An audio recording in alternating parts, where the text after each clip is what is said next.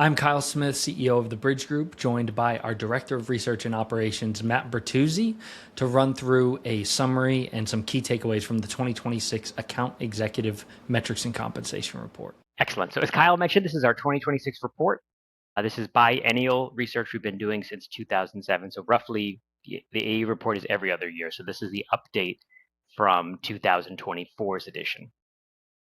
Essentially at the highest level, we were trying to answer the question, so what has changed since 2024?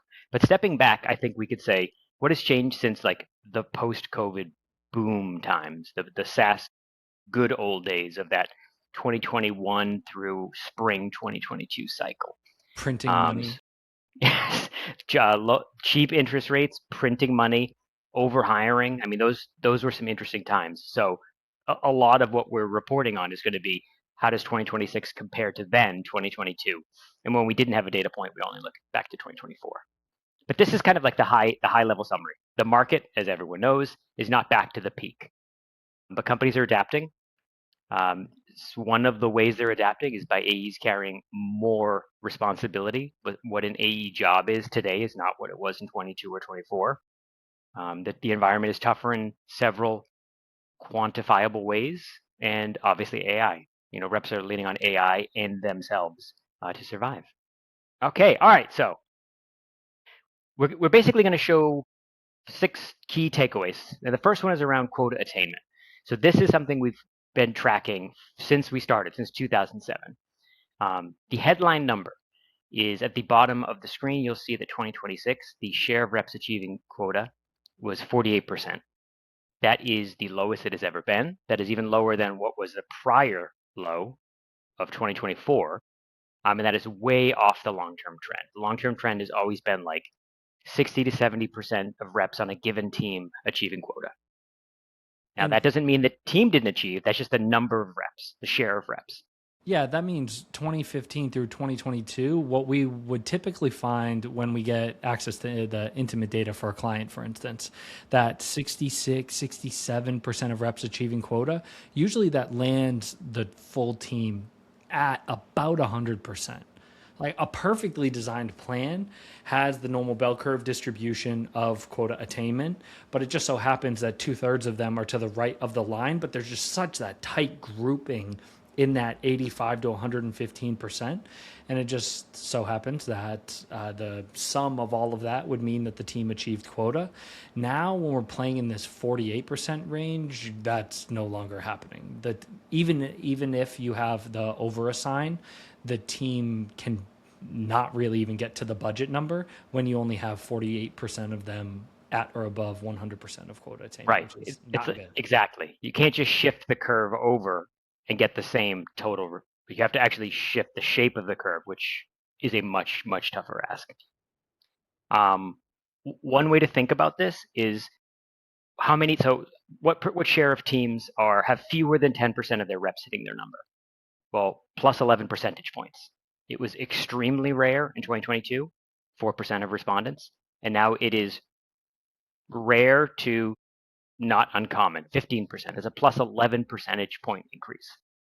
And the less than pleasant news is that the 70, 80, 90, 100% of reps achieving quota, that's down combined 23 percentage points. So we have fewer in the target zone and more in the danger zone. And there's just a little bit of a snowball effect when you take into account the human element of that. Mhm. When things are going bad as less than 10% of your reps achieving quota, then it can feel like that number is not something realistic that you could go strive for. And everyone just goes through the motions. And there's just a cultural ramification that can lead to the overall revenue production being significantly less if this persists over a long enough period of time.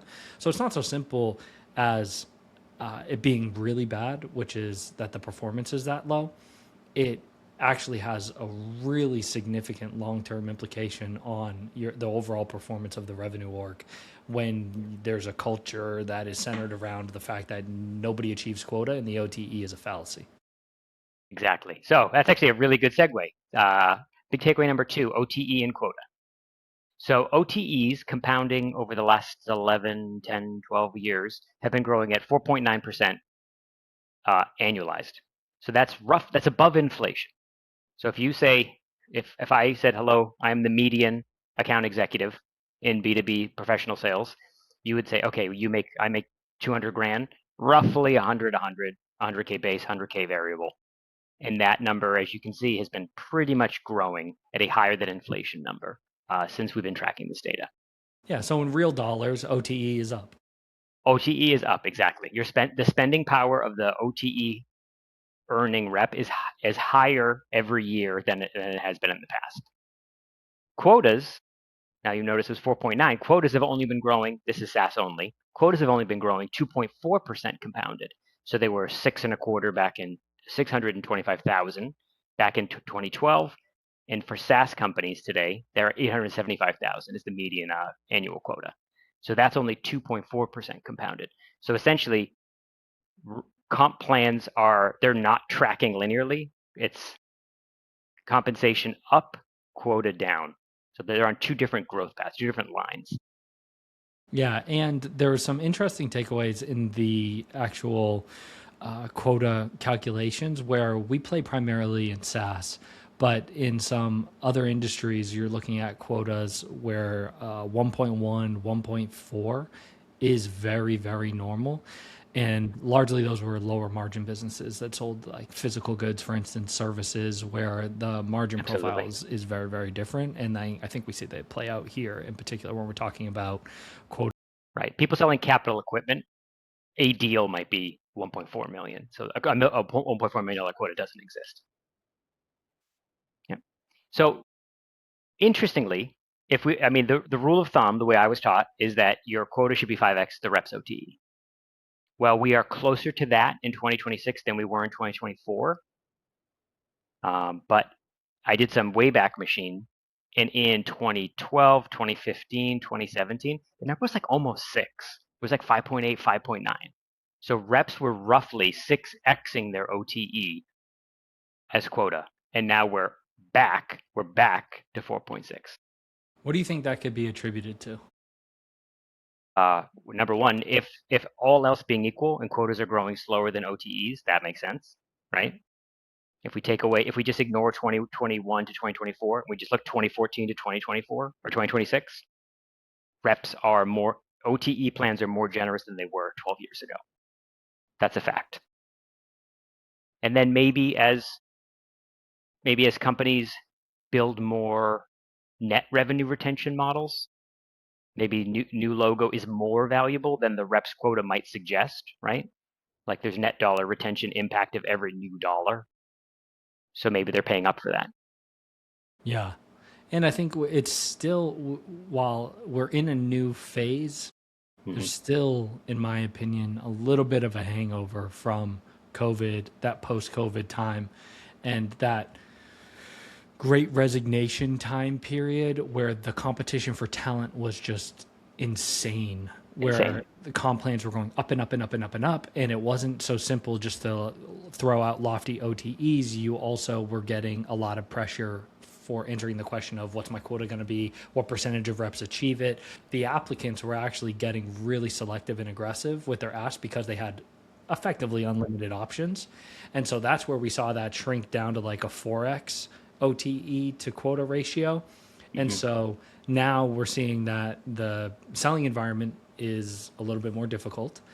And while we want to get closer back to the 5x that kind of the whole model was built around, it's happening, but a little bit more slowly, just because of where we started this conversation. If 48% of reps are achieving quota, then you can't just instantaneously dial up that knob on quota like massively.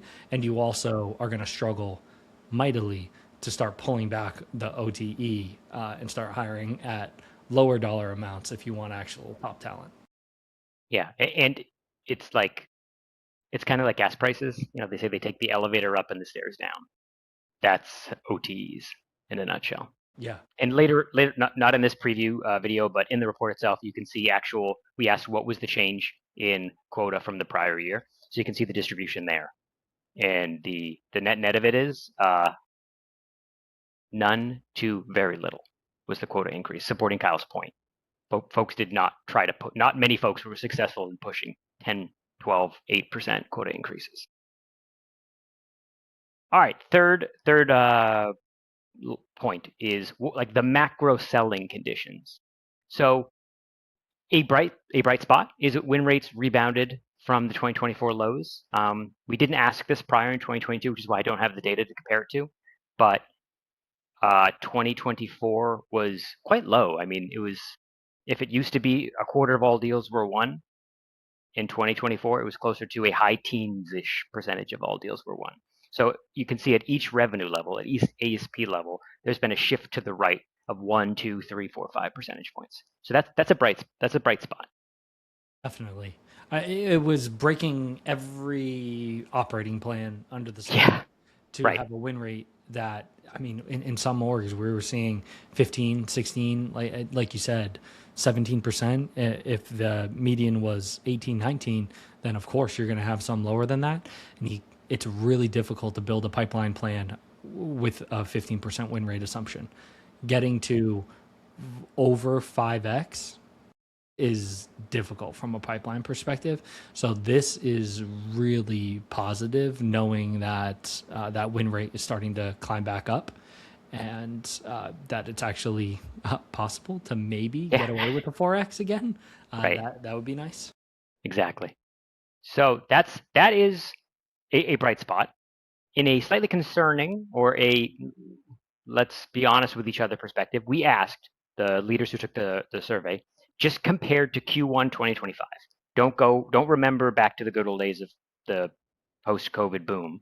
Just compared to Q1 last year. Against these conditions, what's changed? Have the number of stakeholders no meaningful change? Have they decreased? No one responded that way. Has there been no meaningful change, or has it increased? And as you can see, the light blue, not many respondents, and the darker blue is kind of half, more than 2/3, or more than a third, and in some cases, nearly 2/3 are reporting tightening conditions, more discounting pressure, longer sales cycle, more requirements.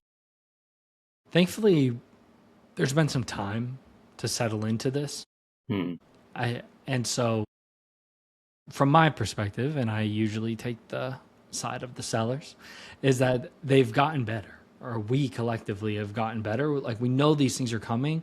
You're seeing less reps who are surprised at the later stages of a deal when a stakeholder pops their head out and tries to kill it. And you are teasing those out earlier. Discovery processes have improved because of that pressure. You just know that it's going to be a difficult road, and there are anecdotally less bluebirds from what I've seen, that you don't have a bunch of deals falling into people's laps like at some points they have.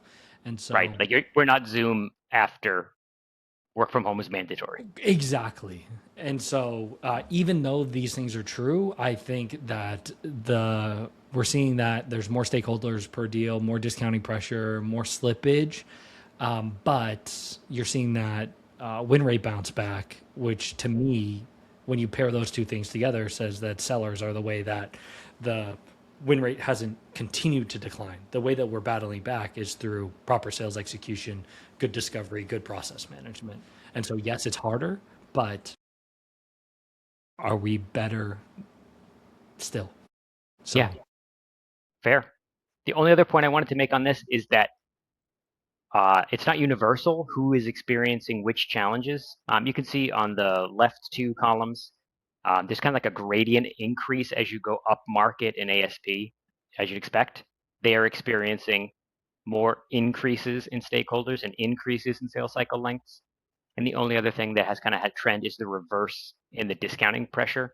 The lower ASP companies were reporting more increase in discounting pressure than those at the high end. So while the challenges exist and they're pervasive and it's increasing for the profession, some segments, some types of sellers feel that the increase more than others. logical. Yep. All right. The fourth section is like the actual role itself, the composition of the role itself. Good news is marketing is contributing more to AE pipeline. Good news from the AE perspective. Marketing can speak to how it feels on their end, but across types of companies, across size of companies, and across ASPs, marketing is contributing more pipeline. That's good. However, outbound sales development is a decreasing share of AE pipeline. And then channel other is kind of, it's, let's just say it's more constant. So to get to 100%, the only other bucket, AE self-sourcing, has to increase. And it increased across types of companies, across size of companies, and again, across, as you see here, average selling prices. So the AEs are more of a self-sourcing role or self-sourcing individuals than they had been in 2024, and certainly than they were in 2022.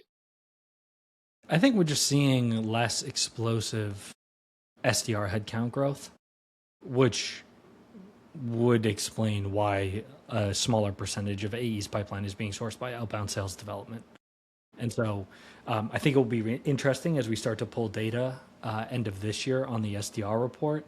But there were many times where we saw ratios, a lot of companies with ratios 1 SDR to 1 AE, 1 SDR to 2 AEs.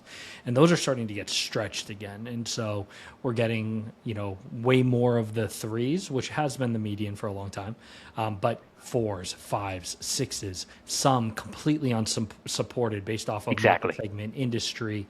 And so I think organizations, again, that we're more intimately involved with, are being more selective about where they deploy sales development resources, which means when you aggregate out the data, as we do in the research reports, you're going to see overall a lower percentage of pipeline being sourced by the SDRs.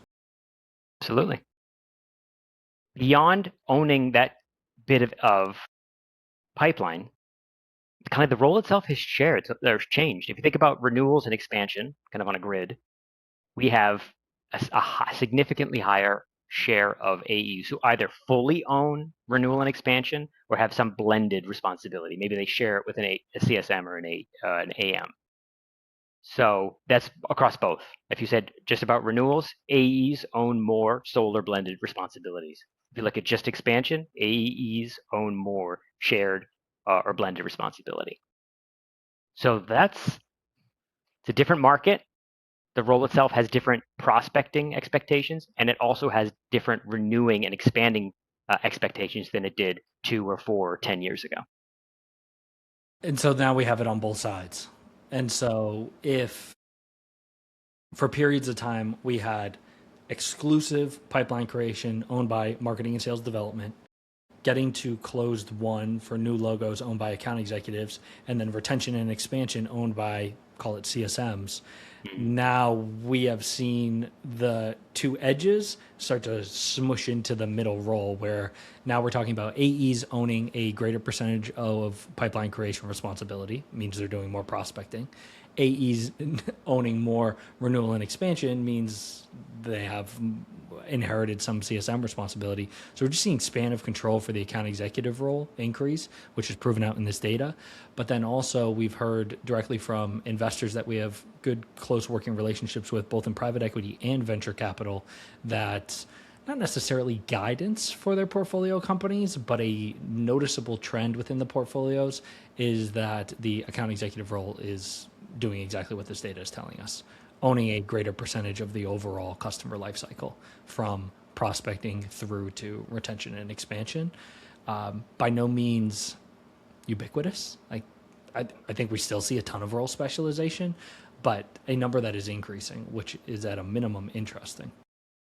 Right. At the margin, it is more full cycle. I think that's a fair way of describing it. Sure. Or not even full life cycle, right? From cradle to grave.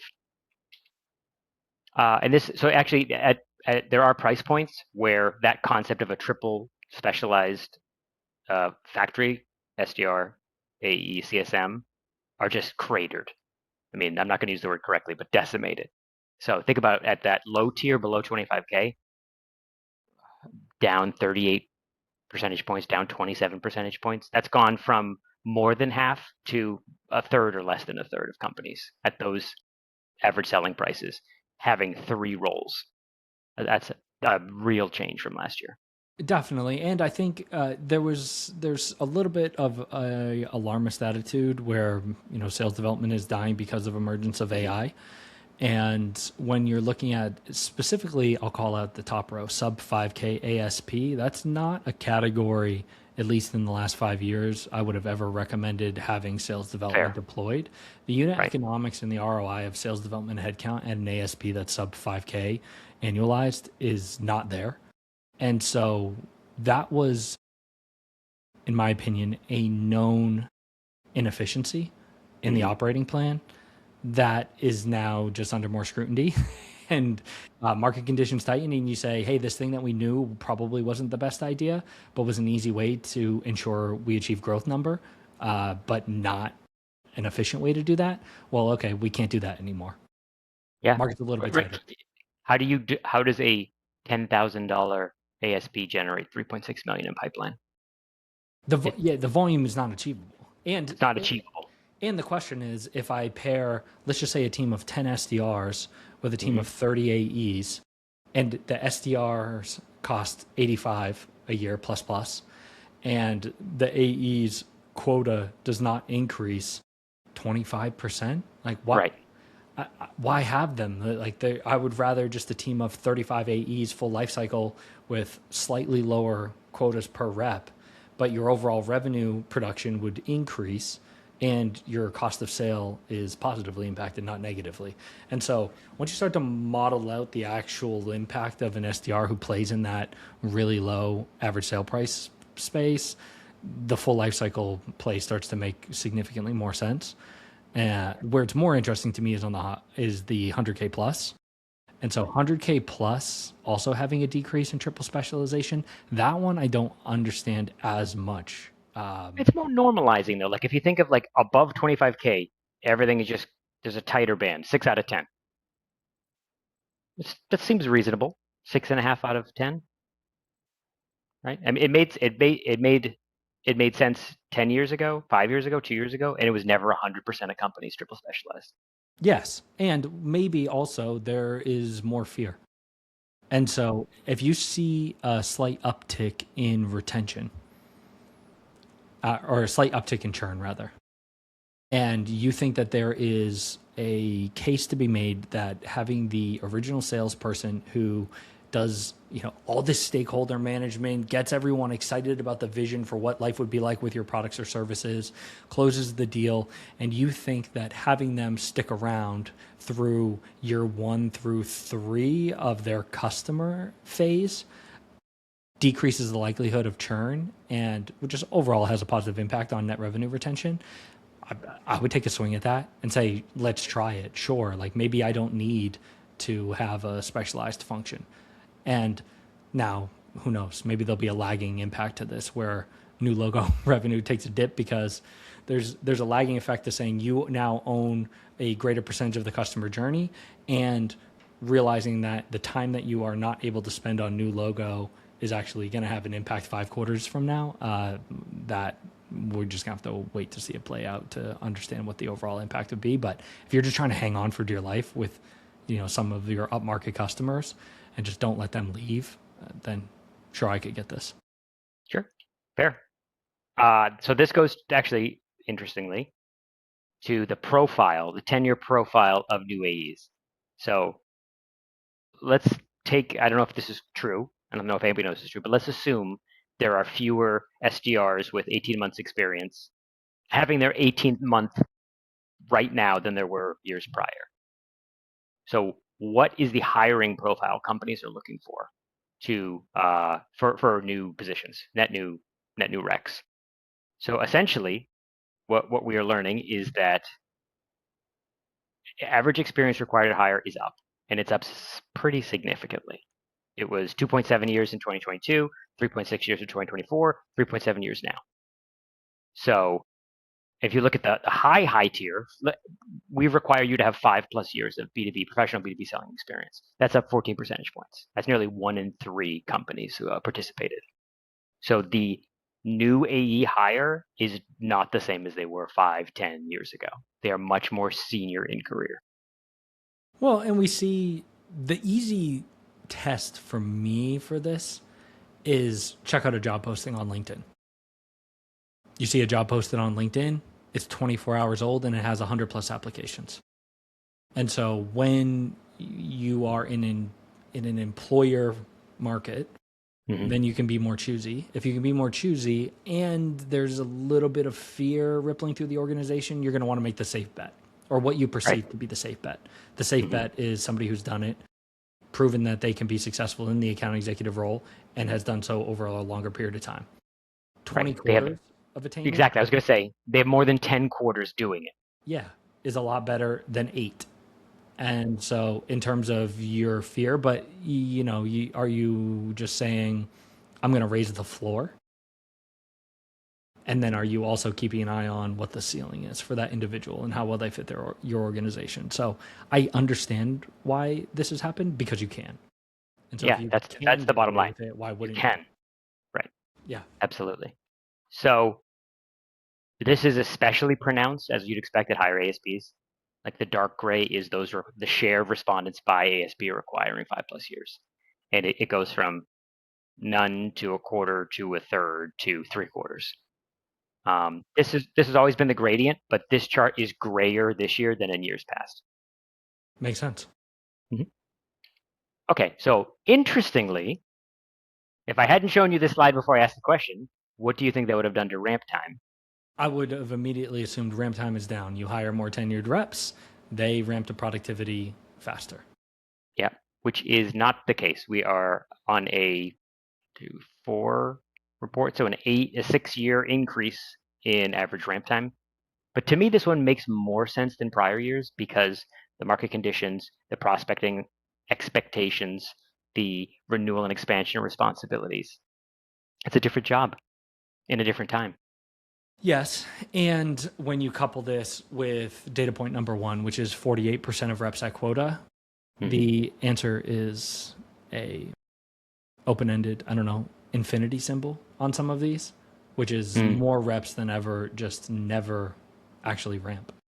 Right. If you never achieve quota ever in your tenure, are you ramped? What dictates your ramp?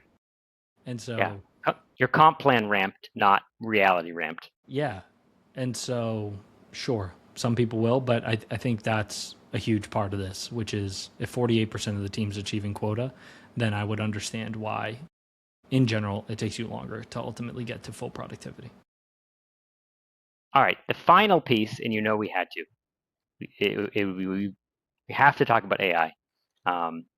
So a couple things. One, we wanted to talk about who's adopting it, but not like categories or tech vendor names. We talked about it as AE workflows. So we broke down 15 different AE workflows that any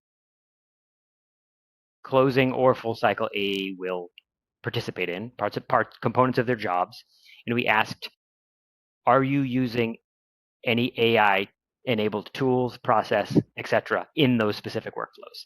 So the most obvious is, what is the most ubiquitous AI on pretty much for anywhere in B2B?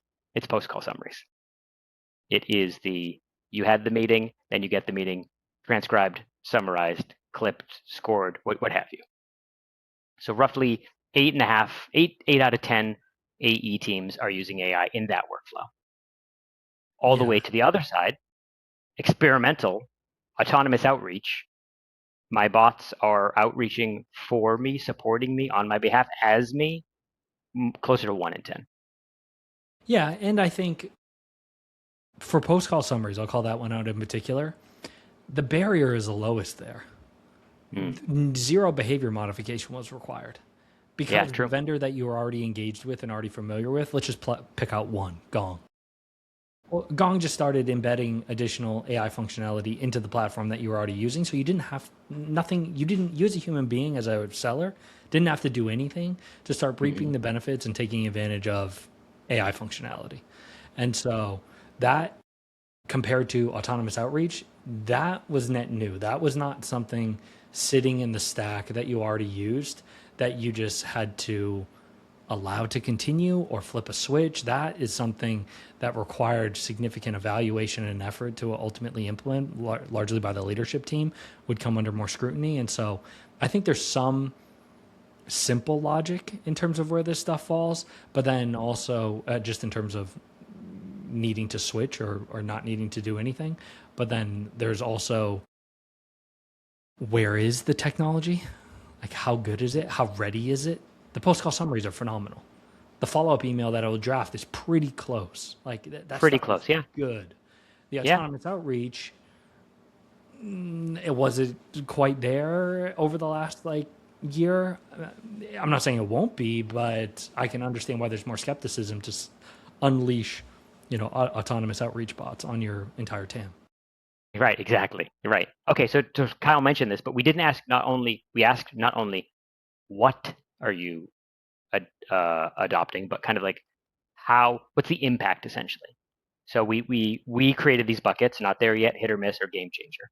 And we said those same lists for only those who have deployed AI assistance in that given AE workflow, you rate it. And post-call summaries, this one actually surprised me.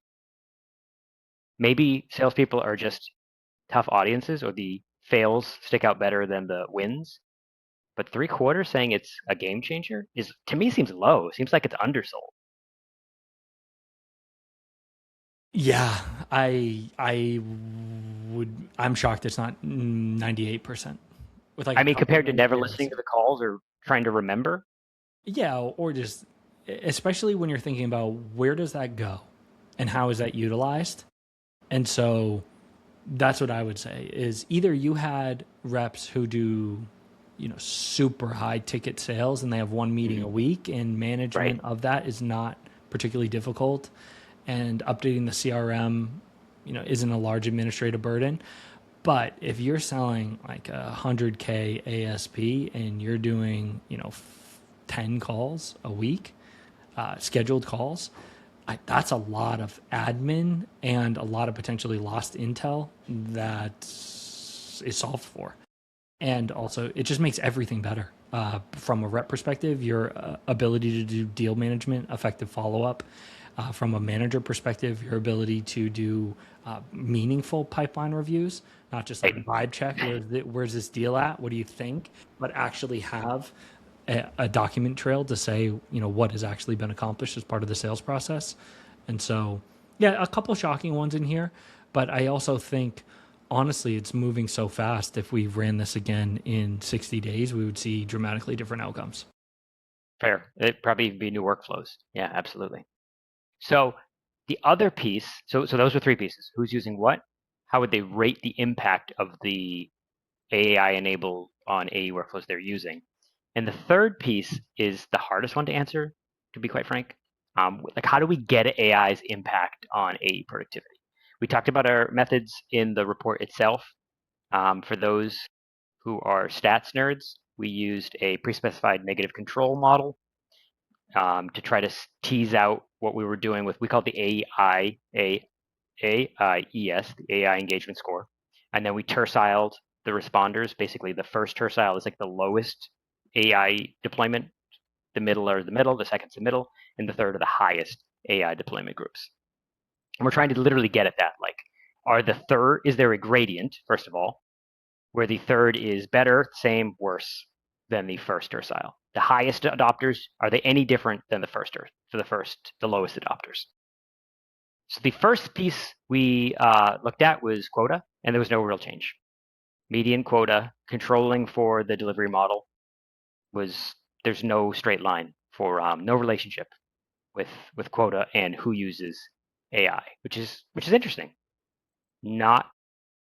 Certainly not what some vendors would have you believe. And I didn't have, Kyle, I know you and I didn't have an opinion going into it, but that's what we found. The second thing we found, and this actually was surprising, is reps at quota, so quota attainment. There was a gradient, a line can be drawn that essentially says the second has more than the first, and the third has more than the second share of reps achieving quota.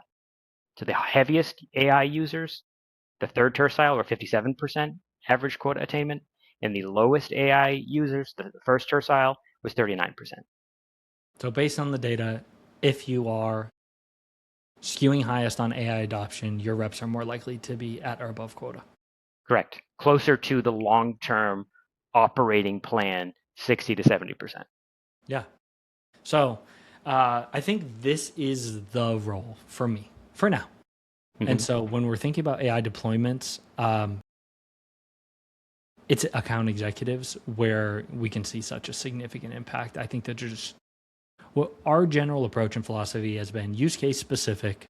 So not just broad spectrum jamming down the throat of everyone in the go-to-market function, but getting specific about a use case. There are so many good use cases within the account executive role at different stages of the sales process for AI to help accelerate things. And then also human in the loop, which is really good when the human is, as we just showed, a tenured, knowledgeable sales professional who can actually use their brain to not have garbage in, garbage out for the AI. And so I think sales development, we're not. There's little things, but it's not quite there yet. The impact is massive. The data proves that out. Where if you're adopting AI within the account executive function, you are outperforming your peer groups. Yeah. So I didn't know what this was going to be. I was interested to see what the data was going to prove. Straight line correlation, it pretty much tells the story. Right. Agreed. And again, we in the report we talk more about the rigor we tried to apply. So we weren't pre-selecting the results before we ran the numbers. But it is surprising, and it's interesting, and it's a hopeful sign, right? So really, the summary of everything is that the modern today's AE is a full funnel seller, prospect to close to renew to expand. In a difficult environment, the scenarios are changing, and companies are responding by hiring both more senior talent, giving them a broader role, and experimenting aggressively with AI. All right. Well, thank you, everyone. We hope you enjoyed the report. If you have any questions, please reach out to us. We respond to community@bridgegroupinc.com. That email address is linked in the report. Hit Kyle up on LinkedIn. Hit me up on LinkedIn. Great. Thanks, everybody.